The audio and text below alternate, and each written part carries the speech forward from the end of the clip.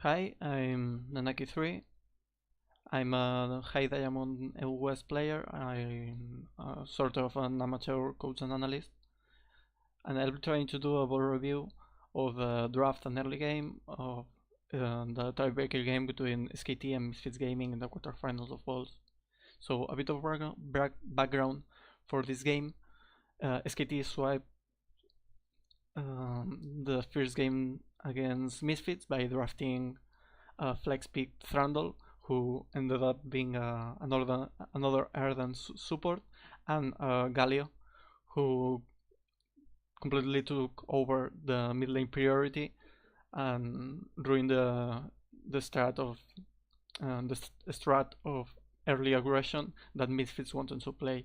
So Misfits proceed to ban Galio the rest of the games and play a lot of unconventional supports, changing the position of the Arden Fencer to either the mid lane or the jungle, with Karma and Ivern.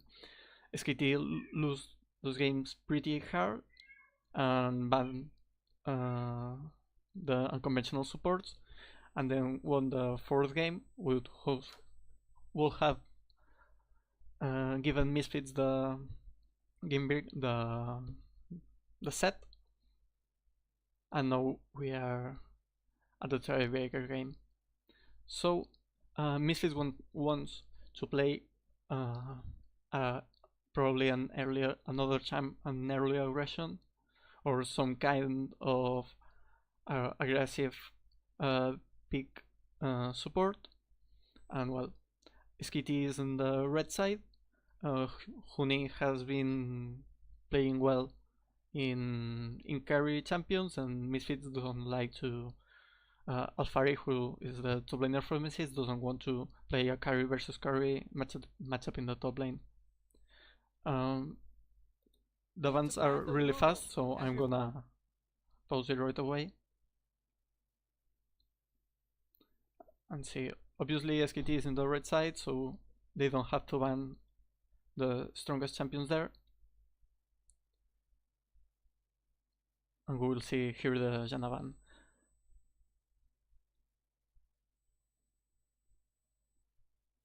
Okay, the God tier champs in the quarterfinals, especially in the quarterfinals so far, are being Kalista, Janna, Sejuani, Jarvan.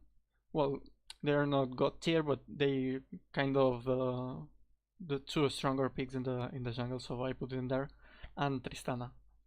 So Misfits Gaming have to ban the stronger champions there, the ones who are worth first pick. In this case, they want to take the Kalista, the Janna, and they took out the Galio because it really punishes the attempts to control the early game by diving the bot lane with 4 or 5 men in like the span of between 6 and 12 minutes.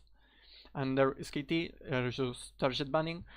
Well, the Lulu is not a target ban, and we could point that as a bit of a mistake, or just a ban of it. Like we don't want to make other bans because we have other plans, so we can ban a bit whatever it bothers us. In a lot of these games, the Lulu and Janna are considered like the same tier of support, but we have seen, I think very strongly, that in this patch Janna is totally superior, and with Misfits showing that they don't want to play with those ardent supports, it's a bit pointless to ban the Lulu. And here they ban the Orianna, who Power of Evil is a really good player of Orianna, with some unconventional builds, and Hansama is a known play of Chaya. Here the strong options are Tristana, Sejuani, and Jarvan, and because there are 3 options left, you could expect that SKT picking one of the strong options, Misfits, could play the other 2 and be in a situation of superiority. Misfits really don't want to play Jarvan top and facing like a Jace Jarvan top lane because they are really insecure of how this will end up uh, in the hands of Huni versus Alfari. So here, SKT, what we will do is pick the one of the strong champions, who is Tristana, and then Misfits only can pick one of the either Jarvan or Sejuani as a jungler, and then show a bit of what they want to play in the composition. SKT here is really cautious about what to pick and what to show, because they want to be sure that Misfits don't go for some cheesy picks or unconventional grounds.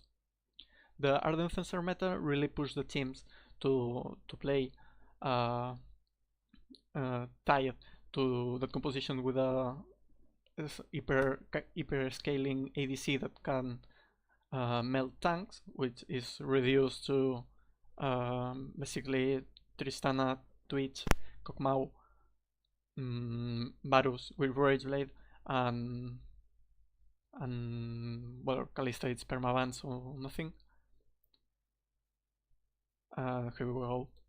Here, Misfit shows a bit of a big composition, but they are two champions who are really strong in not because they can pick with the ultimates and do this early to mid game gameplay, but in general they are a strong option for themselves, so they don't show a lot about what they want to play. And I was saying about the Arden meta, about the Arden meta, that here SKT in a span of 2 games has to make a regression to the meta of early stages of the season, in which the pick supports like Thresh were being a lot of meta, and they had to counter with other kind of picks or other kind of play. They have been a bit overwhelmed this series because they were unprepared for that. But entering this draft, they have a much better clear idea of what they need to do to play like they used it to do in the LCK. So here, SKT go for the Jarvan. Typically, what you want to do is not show either the mid laner or the top laner in the composition, so you are not being heavy counter picked. So in the first stage of the pick phase, you want to pick the jungler, because for the nature of the role, a lot of junglers tend to be stronger than others, and it's a role easy targeted ban. So you want to consolidate the jungler as early as possible, and then you have the decision if you want to show a pick or you want to pick the support here, because SKT is really uncertain of what Misfits want to play. They don't want to draft Arden Fencer weak support in fear of a Leona Blitzcrank or whatever Misfits wants to pick, so they hide the super pick in any moment now, and they go for the Jace that Huni has been playing. Korea in general has been playing a lot of Jace top, and Huni is a known player of Jace top, but it can be played also in the mid lane, so it's actually a flex pick.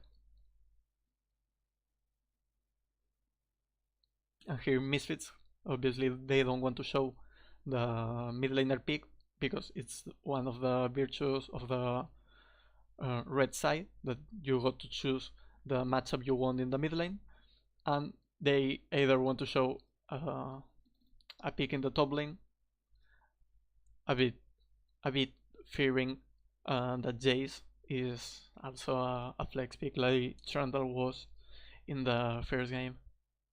So they profile themselves as a pick-com, as a pure pick-com with this composition, with the Thresh, and with a bot lane that most certainly will have a winning matchup regardless of what SKT wants to pick, because Varus is a really strong laner and also is Thresh, and it limits a bit the options of SKT picking another sensor support.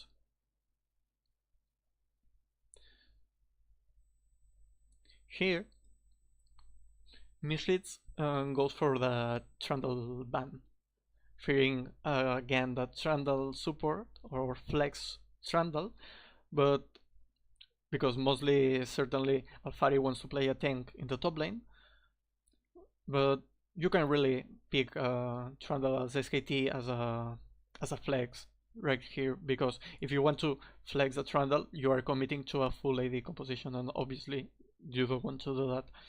So it's only a ban to Trundle support, which I don't think it's the better option here.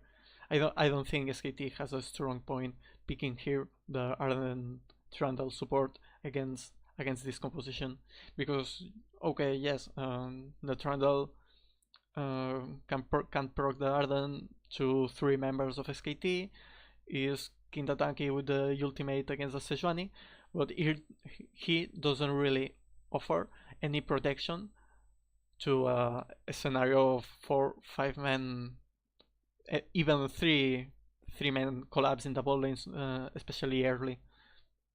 And if he goes for a Ardent Fencer,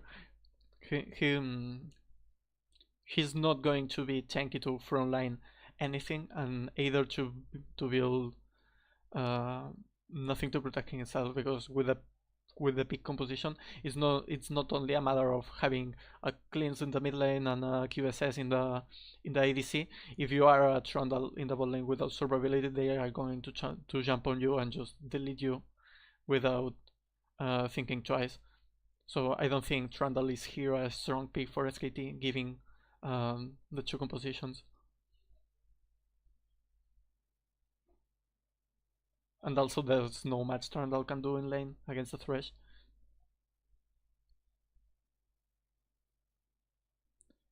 Here SKT bans the Karma, who is a strong Ardent Fencer user either in the top layer or in the mid lane, because I really expected this series to contain in either side a pick of Karma top, but we don't have seen that.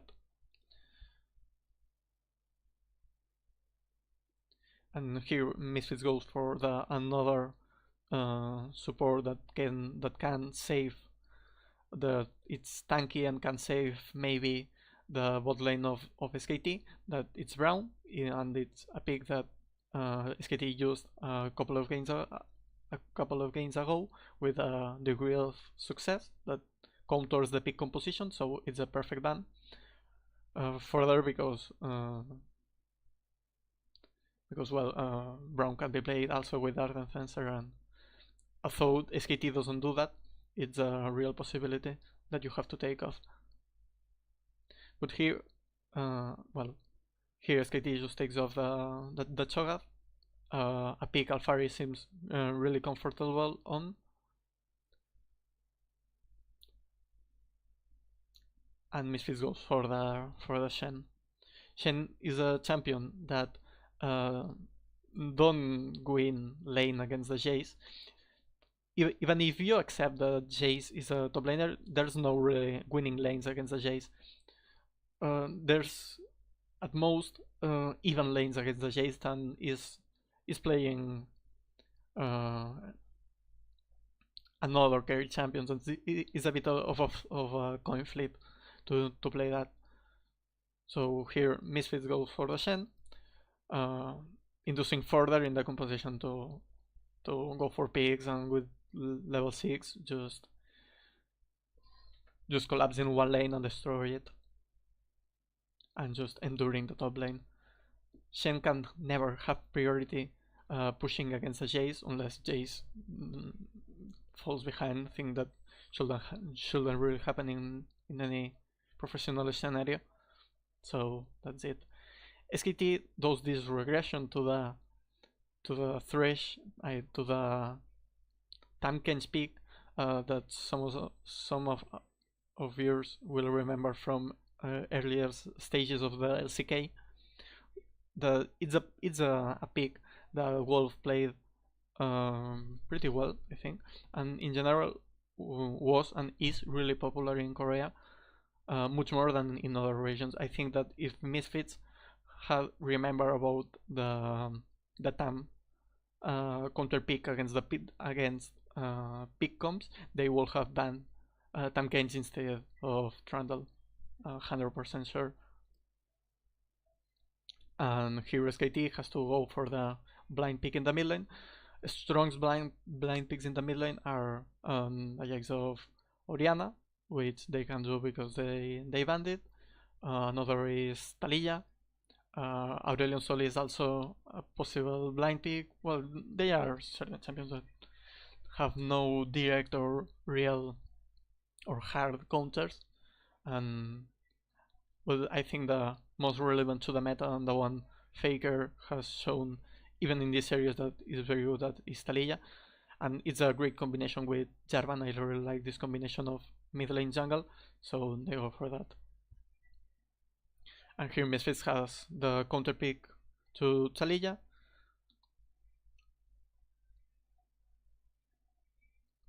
Ryze is also a choice. Even Cassiopeia could be a choice with this composition, but they go finally for the Taliyah. I really have liked the blind pick Cassiopeia here, at being obviously riskier than the Taliyah pick. And here the Misfits goes for the Syndra, the other signature champion for Power of Evil.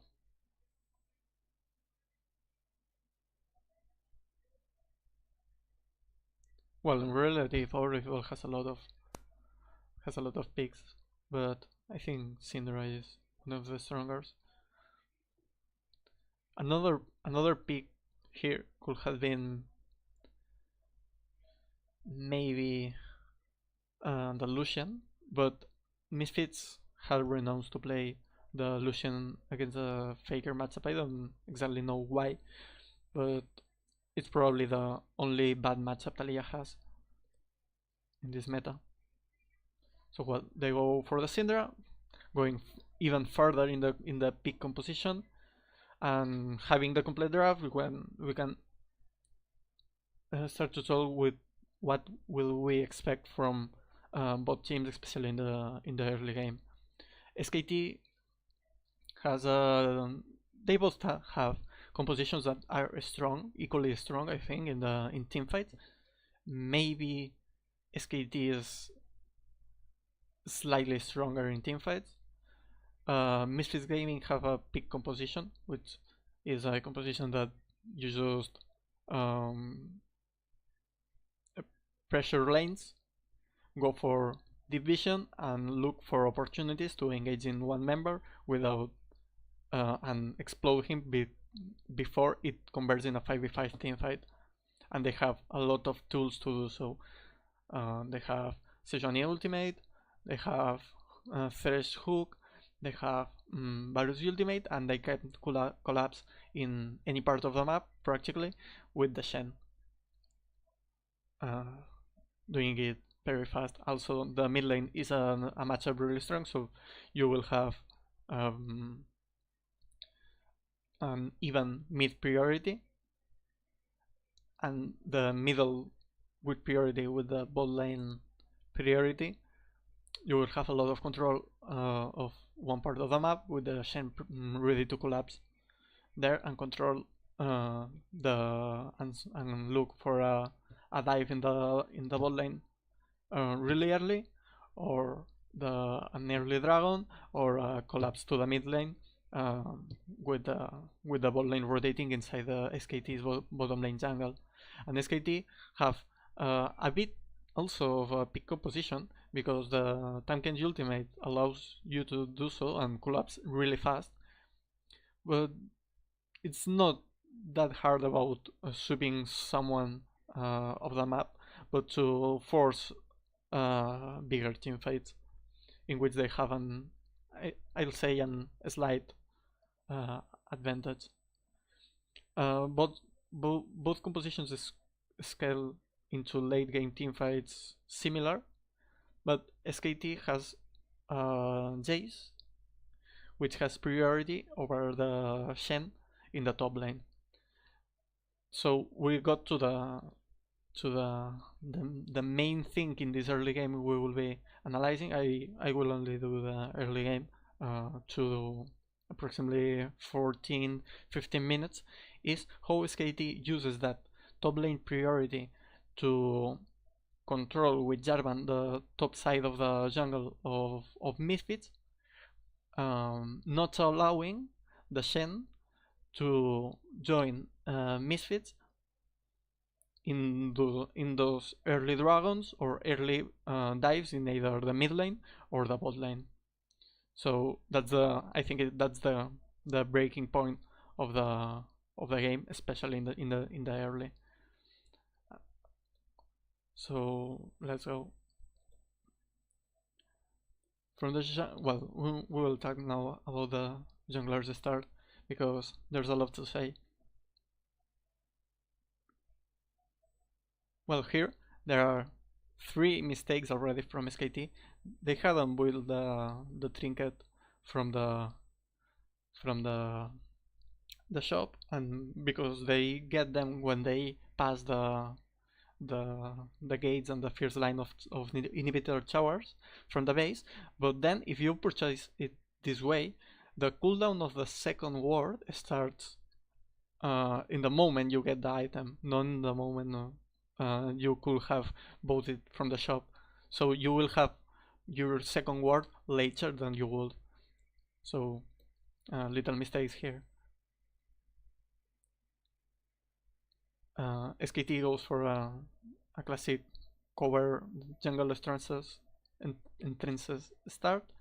Here Huni likes a lot to be dominant in the top lane even before the game even starts, and he positions a lot in this bash. There Shen shows a little bit more aggressive than he usually does as Alphari. Alphari as Shen. So Huni is smelling something, and they see they don't see the 5-man invade from Misfits.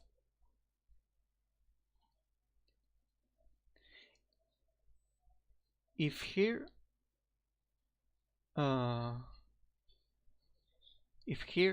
Misfits has shown themselves to Huni, then SKT will be getting information deep in this jungle. But they don't do so because they don't have seen this.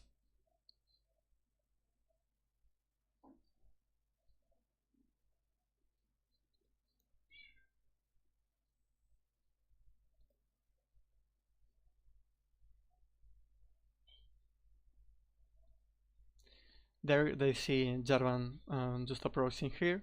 Jarvan can start either side. If he starts bot side with the help of the bot lane, then obviously he will be across top lane and maybe ganking level 2 in the mid lane.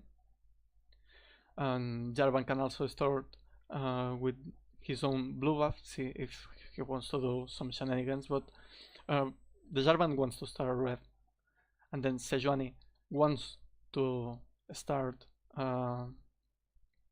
red, but she needs a leash harder than Jarvan does. So SKT can let Jarvan start red for himself and not showing any information, but Misfits have to commit to show some information helping the Sejuani. Sejuani can also start in blue, but she has she has quite a different clear, and she started much shitty, so she can do the routers.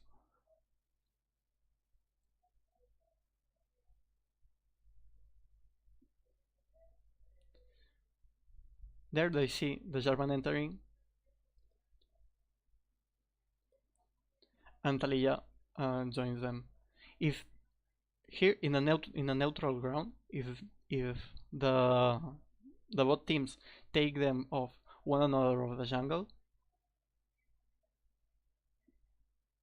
SKT is in a position of advantage because Sejuani has to go away from this buff and go somewhere else, probably blue, and start it for herself without a leash, which is more problematic for Sejuani than Jarvan starting one buff for himself.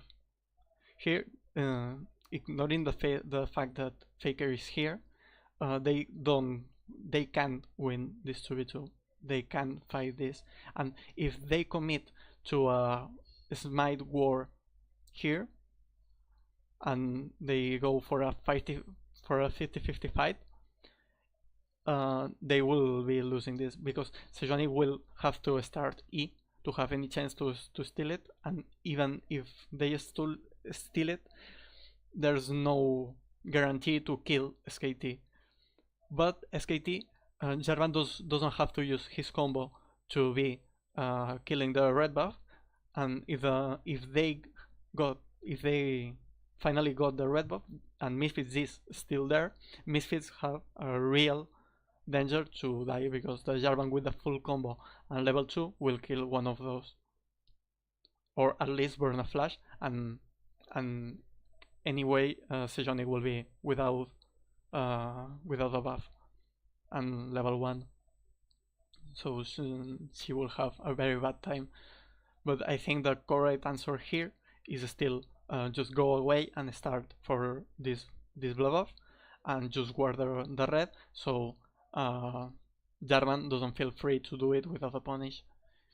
But there happens something, and it's Faker is coming here, and when Alphari puts this ward, Sejuani has no ward because this is Sejuani's ward. When Alphari puts this ward, they are not thinking about the Taliyah coming here, and what happens is they kill the ward. So in this moment, if SKT, the top and jungle of SKT chooses to take this red buff inside of here, you have no wards to control it and no real chance of stealing. Well, you have a chance, but you have like a 30-70 chance, not a 50-50.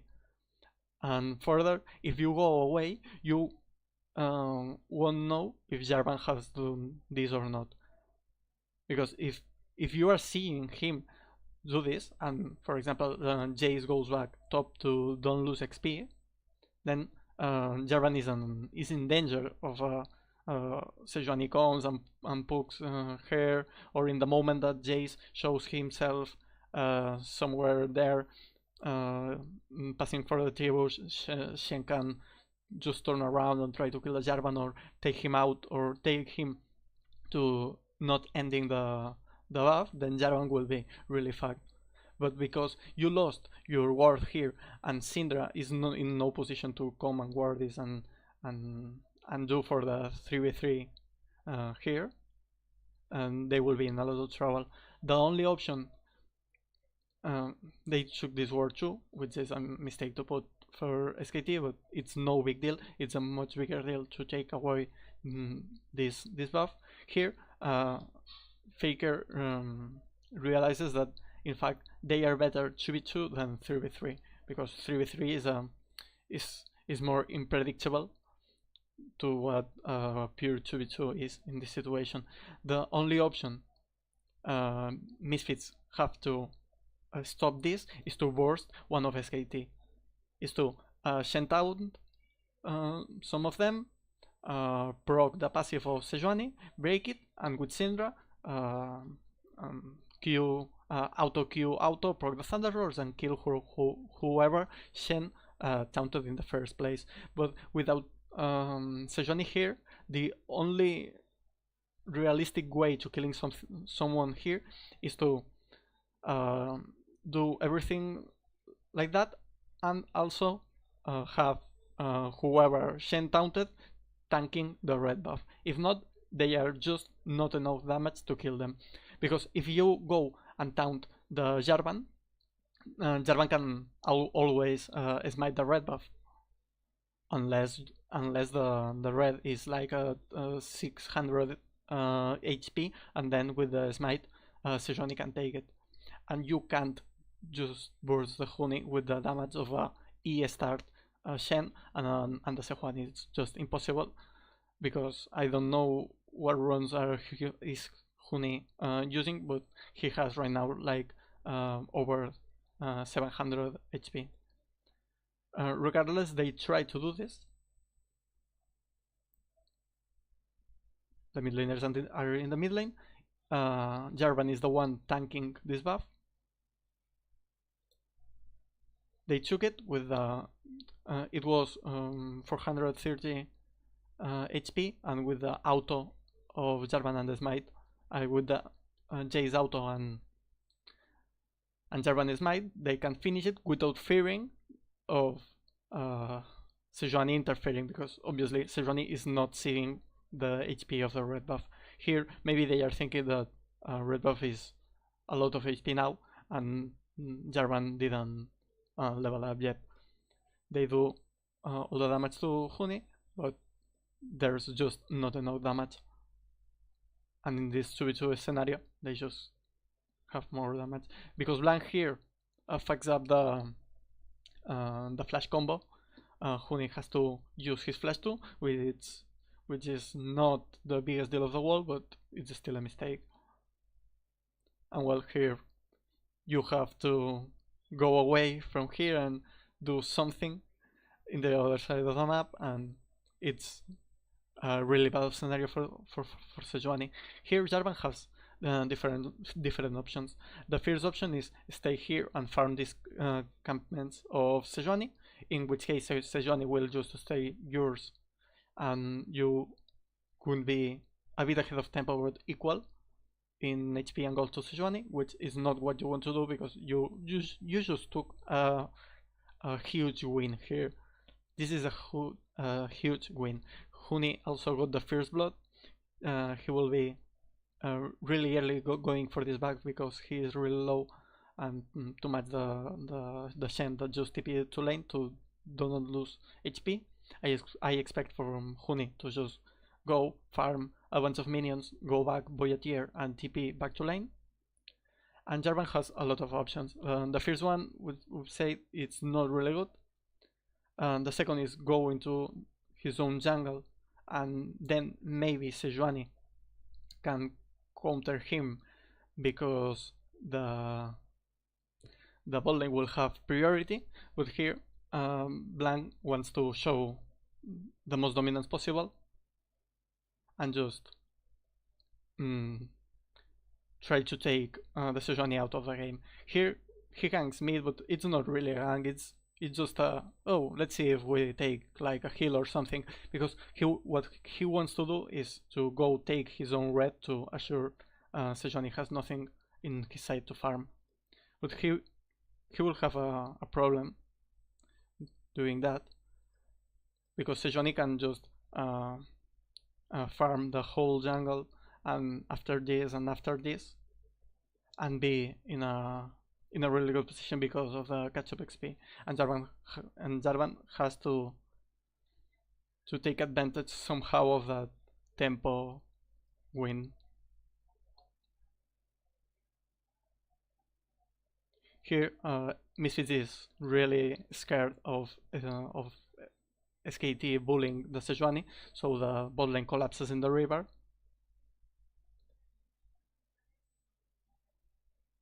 To try to see if Jarvan is trying to interfere with this blood buff.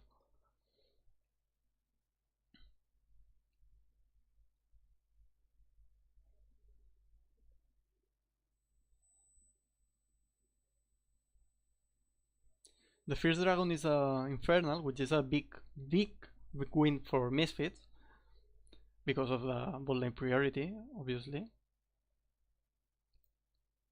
And because if they see themselves in a position in which they can't force a dive in the bot lane or is too risky to do so, they just can collapse to take the dragon, and it's an okay price. But it's not an okay price if it's an exchange of dragon for Fierce Blood Turret, especially if it's in Jace. This early kill here, this early Fierce Blood, and this by Jace will do is to ensure that he gets the lane priority and is in position to pressure and punish constantly the Jace if he tries to leave lane for some reason. But I think here to do so and to exert pressure on the lane and the minion waves would have been better to go directly for the tier. Here Jarvan goes from buff to buff to buff, which is really surprising to me at first, because I think no, never mind. He has the level 3 and he wants to bully the Sejuani, but not in this side of the map, but in this one. But Sejuani here is also level 3, and Talia got a really bad trade in the mid lane, and she had to back, so Jarvan has no pressure in the mid lane to go interfere with these Raptors and has to just take the consolation prize of the Rift Herald or try to go for something of pressure in the crooks. But these crooks are not really important. Sejuani can surrender easily these crooks and still be strongly relevant. Here with the 3 encampments and the Raptors, Sejuani can probably go back and buy, if not the jungle item, probably the talisman and a ping ward, and just go straight for this scooter crab or straight for Jarvan's crooks or Jarvan's Raptors, which she can obviously see that Jarvan has not done his own Raptors because of the CS count, and start pressuring already the bot lane.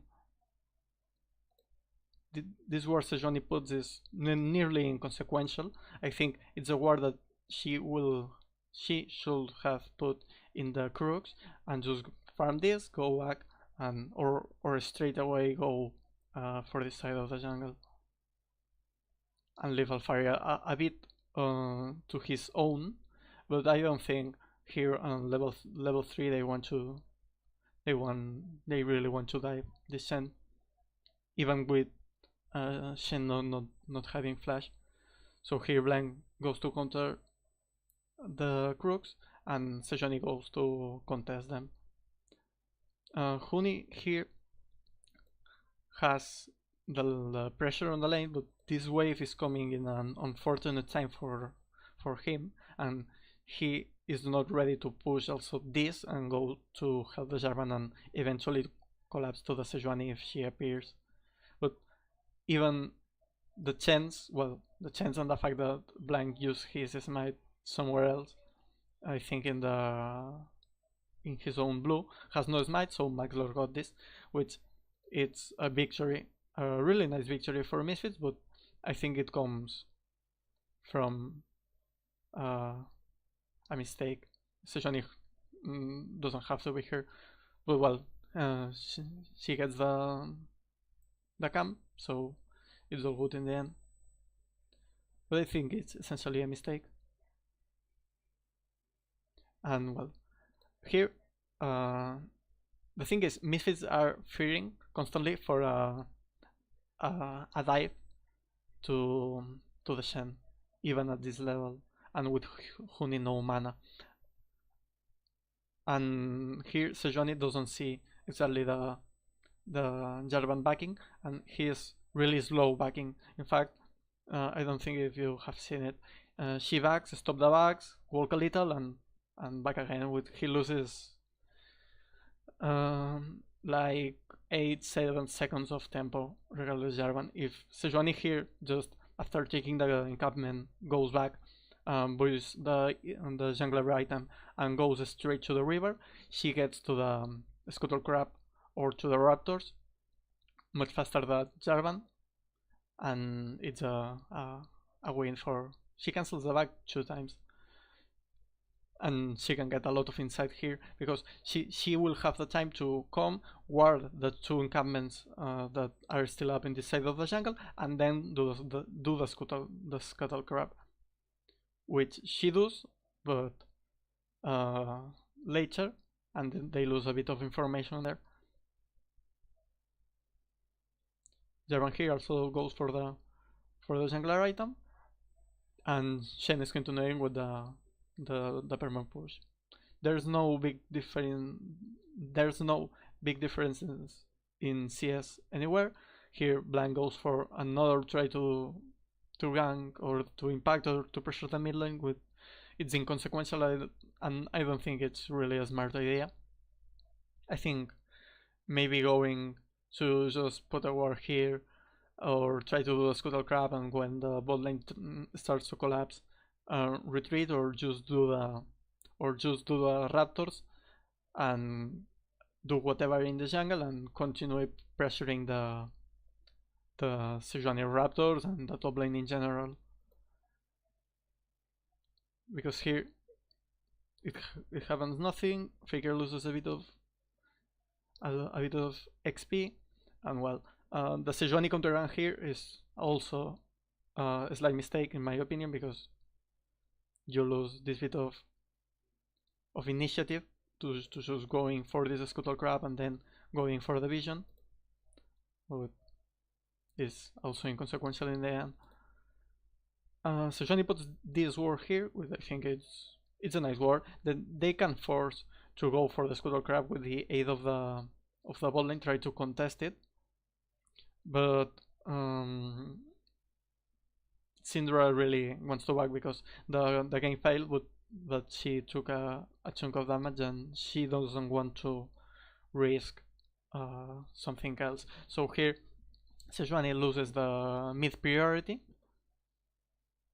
and has to retreat, and the timing of the raptors is still a bit late, so probably what she will have to do is abandon this scuttle crab and go for camp and raptors. Blank almost loses it, and here Sejuani wants a bit more of information, puts the ping here,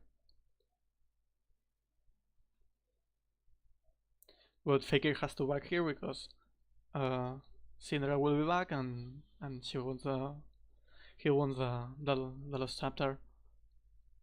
Well, ping off, Blank loses a ton of HP and uses his combo and a bad ward out of the bush. This is quite bad, and I don't see the necessity of using the full combo, and mostly in this direction he could have went there, because now with Taliyah out, even with Taliyah having the ultimate, which I'm not sure if he leveled, I think he didn't.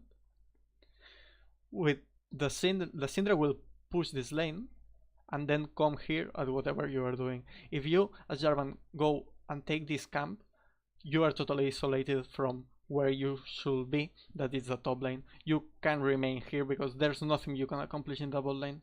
The only thing you can do in the bot lane is try to avoid a play from the Sejuani and the Shen that will take level 6. But the way you avoid this is not by just staying bot, doing nothing, and remaining level 4 forever, because you want the level 6 and you want the level 6 to gank mid and to do Jarvan things.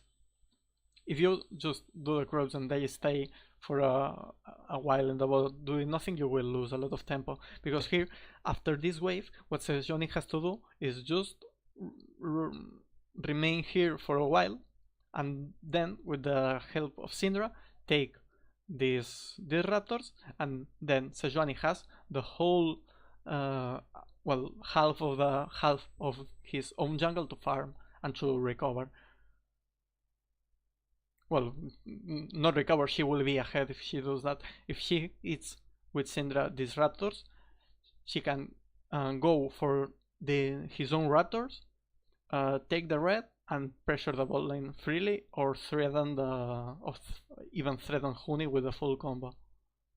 Or she can also go farm this, farm the entirety of his own jungle, and starting from Grom, Wolves, Raptors, Red, back, boy, tier 2 Woods or the Cinder or whatever, and she will be really ahead and in a position to not only to try to force something in the bot lane with the ultimate, but also to contest this dragon, because probably Jarvan won't be level 6.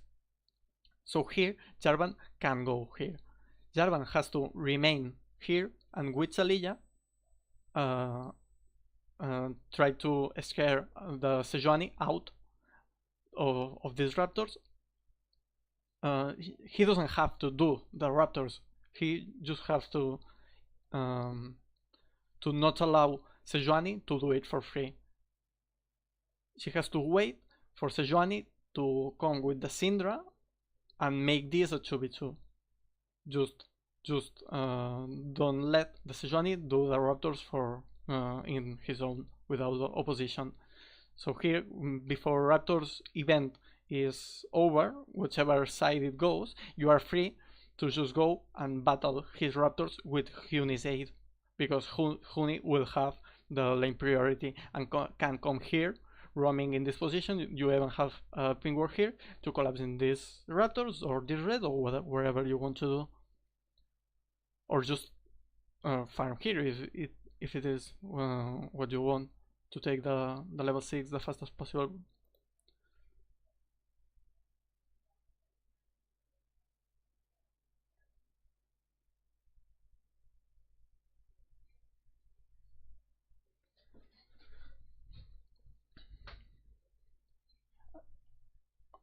Here Fakir's levels the ultimate. I haven't seen who got the big one. But here Maxlor, because this was happening, she didn't have to start this, because she only has to start this if Jarvan goes for the crux, and here she had a ward here to see if he was going or not for the crux.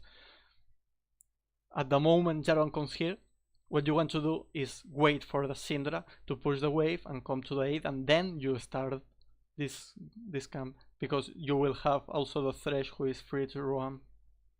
So here Masglor does this mistake, loses a lot of time and the possibility to do a lot of things, and has to go back to the original task of farming. But now she will be really late to these Raptors and this red.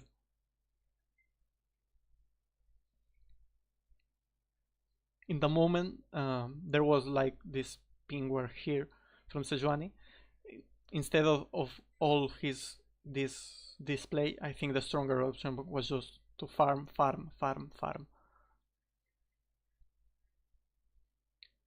Here SKT threatens with the dive. I don't think they can realistically kill him, but they take the flash with. It's pretty good and sets up for future dives. Here Huni will need to back soon, and Shen will have the ultimate. Huni will try to shove this.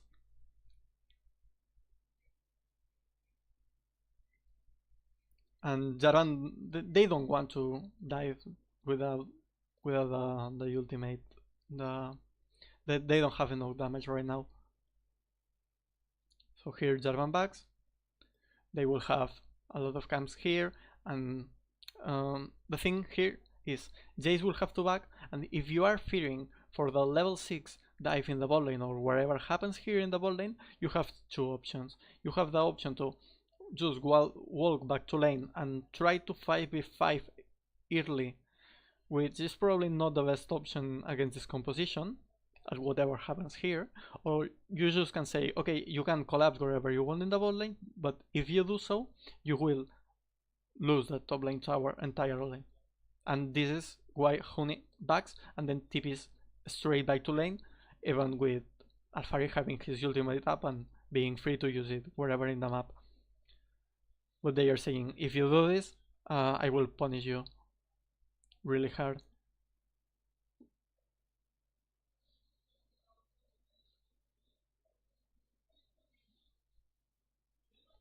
And, well, we'll see.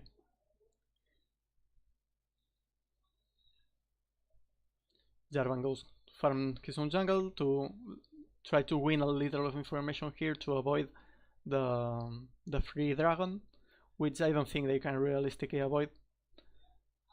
But there's something they have to give fast Faker the blow off because Syndra just got theirs, and Taliyah, if she wants to push, oh, he didn't go for the last chapter. He went for the survivability, which is kinda good, but I think it's yeah, it's good. But she really needs this blue buff because without the blue buff, you don't have lane priority and you can't do nothing. You can't pressure further this tower because you are in danger of something happening, and instead of going bot, a rotation of whatever happens in the mid lane, collapsing the top lane, or you make for an easy dive even without the Shen in the bot lane, or just a free dragon just because you don't have the lane priority. This back timing from Alphari, I think it's very lucky because they have no way to think that Taliyah was here, because the logic option is Taliyah is taking right now the blue buff, but I don't know if they see this or it's just a lucky coincidence, but it's a really bad timing for him. Even though he doesn't buy really anything, and she was like 70% HP. He loses here a lot of the HP on the tower, but Shen realizes that even if he doesn't go back now and just stays in lane, if she uses the ultimate somewhere, anywhere, he will lose the tower. If the tower is 60% HP, he will lose it. If it's 30, he also loses it. So it's not that consequential, this damage in the tower. He can allow himself to do so because the punish will be huge either way. Here, Misfits has to make a decision. We want to dive the Tankent with the Shen and slowly lose and totally lose the top lane tower, or just go for a lesser objective, or go for control here or whatever, and slowly lose the top lane tower and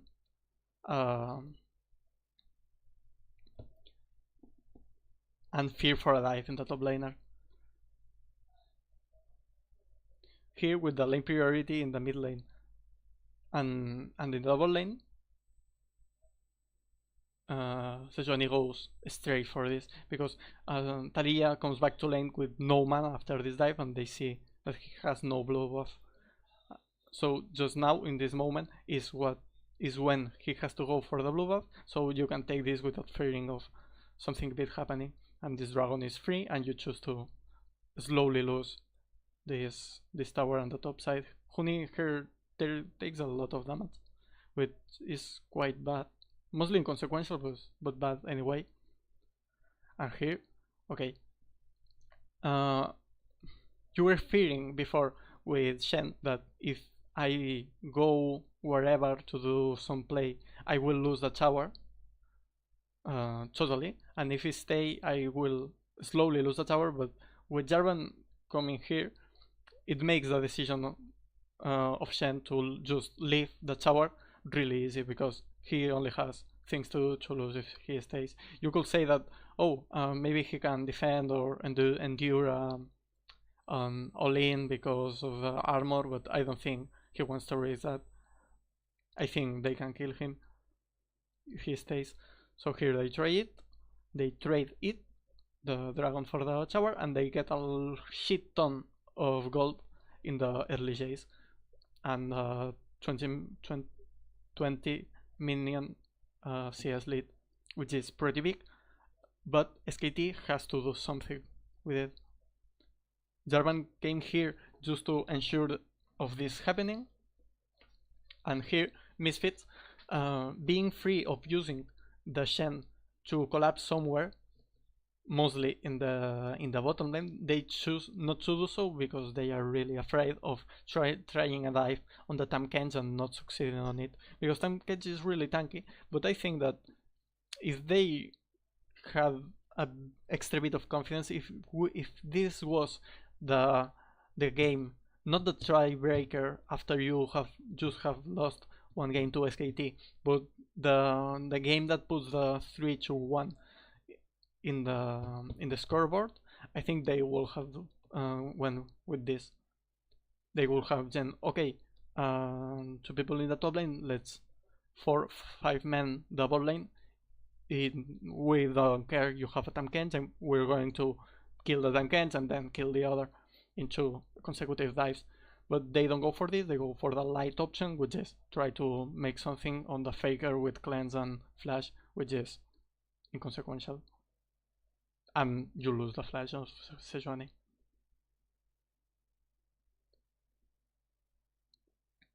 Here SKT has options.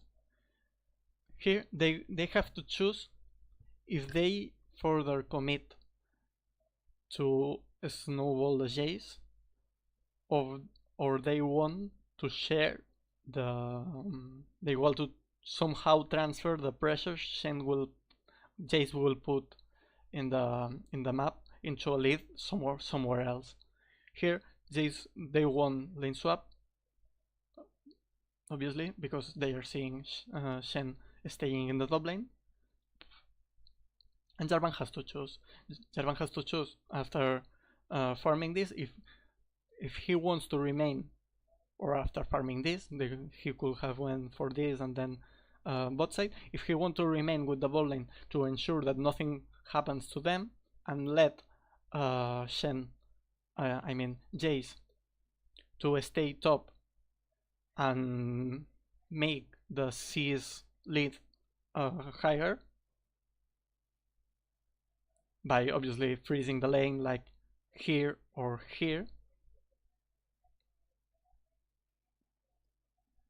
until like in 8 minutes or 10 minutes, and then we'll be seeing the Jace with the fully completed Black Cleaver with a 60-70 CS lead, which is pretty huge. And eventually all these towers, even if you can save with Jarvan presence, you can help the fact that you will lose these towers sooner or later.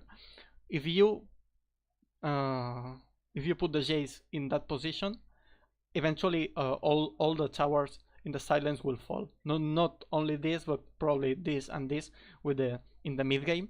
We're talking if in 8-10 minutes Jace can get this lead won't go away, and in anytime soon Shen will be able to respond to the Jace threat and to the silent pressure. So in the minute 30 or 40, all these lanes, all these towers will eventually fall because of map movements. They have to choose between this, what I just explained, with the Jarvan controlling this side, or they can choose to use the Shen to pressure to this tower, which you can get, and when Shen has got the tabis, you can even dive. You can get this tower just right now, maybe in 20 minutes, but not just right now with the Shen. But you can pressure the lane, and with the Jarvan, control this side of the jungle, and take the Scuttle Crab, use it to roam and constantly threaten the mid lane, and use the Honey lead to create this pressure in mostly in the mid lane, but in all the map. But well, if you freeze the lane against the Shen, Shen will have wings to use his ultimate wherever he wants without match. But you have tools as an SKT with disengage and all of the summoners to disengage whatever happens, just conceding the bot lane tower eventually. You don't even have to concede it right away. But here, what I think is the biggest mistake in this early game from SKT, SKT has a lead that he has to make use of.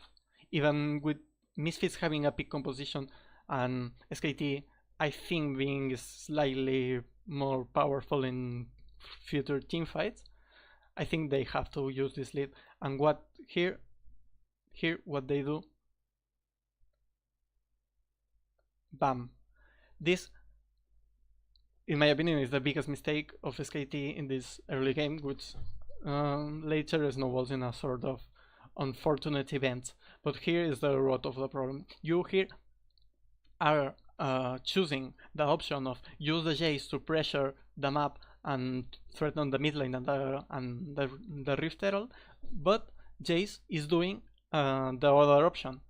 You are staying bot to ensure that nothing happens, while you create a pressure you won't be able to do something with, because you for yourself, unless you have a lot of mid priority, but even having a lot of mid priority, what you want is to ensure that nothing happens bot lane, or if you can create something bot lane, which they can kinda try to do now just because of the timing.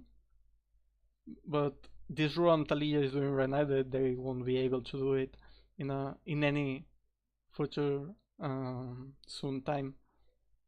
And obviously with the Shen up, you can do this a dive here of 4 men without the Huni teleport, because it's just a suicidal. It's a dive. In the best of cases, it's a 4v3 dive, counting the Shen, and in the worst case, Sejuani is also there. So it's not really an option right now. And you can collapse to a dragon because you can use the Jace with a more offensive build than the page to collapse directly without the TP, just walking to this dragon, because obviously the dragon is gone and the next one is inconsequential. So here Jace renounced to bigger his lead by denying minions to the Shen, but they also don't collapse with the Jarvan to take control of this side of the jungle. And here Sejuani just takes the Raptors, and there's nothing Jace for himself can do about it. Not with Syndra here, not with the Shen ultimate up. See, even if you only come here with Jarvan to disrupt whatever happens here, it fits the Raptors. If it's a red buff, you can provoke a ultimate from Shen, and this is good enough. You are relieving a lot of pressure from the bot lane just doing so.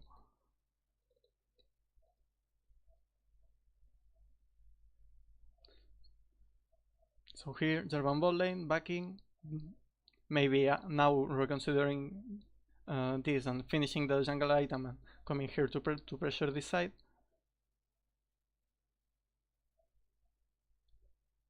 But I don't think if he will be in time to do so. Here Faker wastes both of his summoners, which is really bad for him. Obviously, because I have seen it, because I was seeing here the Sejuani. But even without Sejuani here, with Syndra being level 10, you have no need to go for this. You are just playing aggressive because you are Faker and you can allow yourself to do it, but I don't think it's a smart choice. Because even without Sejuani here, you lose this 1v1. Unless something super crazy happens. Here Jarvan comes back to this side, because now he really fears for something happening in this side of the map. Either mid or either bot. Because if here Fakers have to fear for the Max Lorgan coming from this side, he has to play looking to the top side, and he can react to an eventual roam from the Syndra, and the 4 or 5 man in the bot lane comes a real and scary possibility.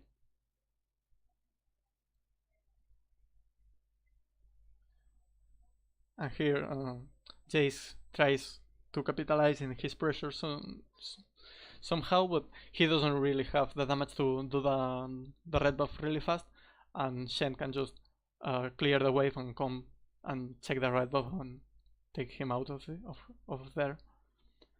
And he has to go away because obviously you don't have the mid lane priority.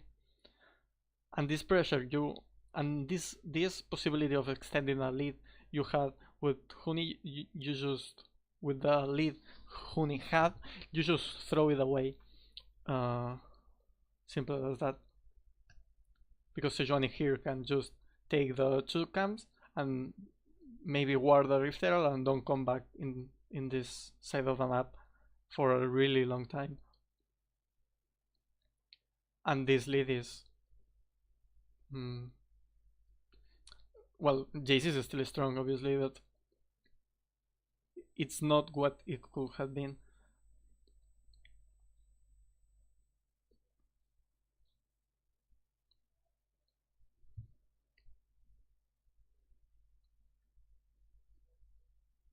So nothing happens. Here, Misfits regain a bit of control and they are threatening the same thing they have been threatening all game.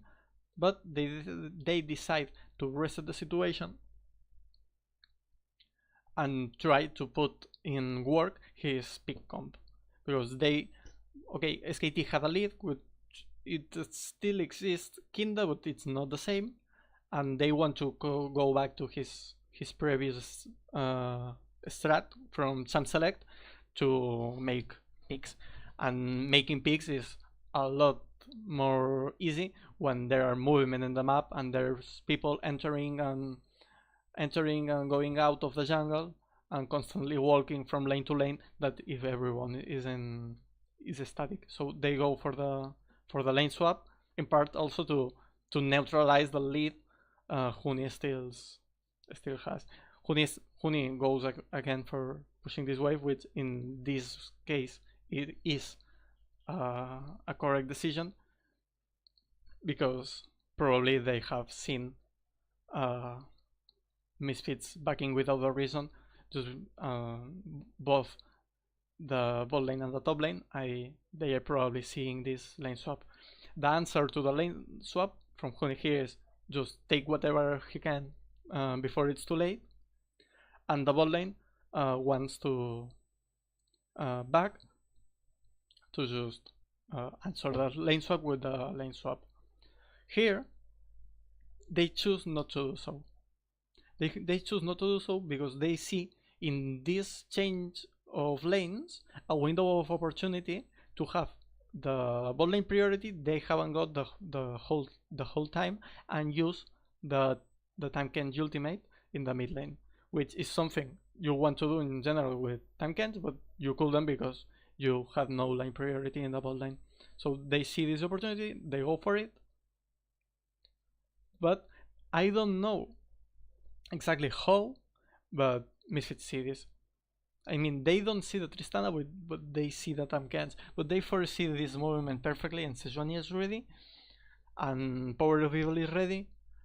They are not ready exactly for what Bang is about to do, but they are ready for the situation. They react really fast, and SKT react a little slower, and they are a couple of mechanical misplays, and the play end up being really bad for SKT. Power of Evil doesn't die, which is a big thing here. Blank also dies. Junglers are now the same level. They don't answer the swap, so they will probably eventually lose this tower, and Jace is straight in this lane with a Varus he isn't able to kill. He's straight here with the bot lane without he can use the lead he had. So here in this moment SKT lead is totally over. There is still a bit of lead in the gold, but this this Infernal Dragon and the fact that this tower will fall soon will compensate that. The Infernal compensates that a lot, and later on in the game they get, for some reasons in the mid game that doesn't concern us, they got a second Infernal, which it converts Sejuani in a real threat and a win condition for themselves. If with two Infernals, if you have the Syndra and you can manage to swipe one carry, whatever carry, or even the Jarvan out of one teamfight before it starts, you have won that teamfight. It's for itself a win condition. So with all of this, we can take the early game for finish with SKT taking a lead, throwing it, or almost completely throwing it, and Misfits regaining the control of the game and entering the mid game, where a lot of things happens. But I've been talking for like a lot of time right now, and I think that's enough for that. Well, this was an early and draft analysis, so there it goes. Maybe I do the rest of the game, maybe I don't, but from that I think it's pretty complete. That's all. See you guys.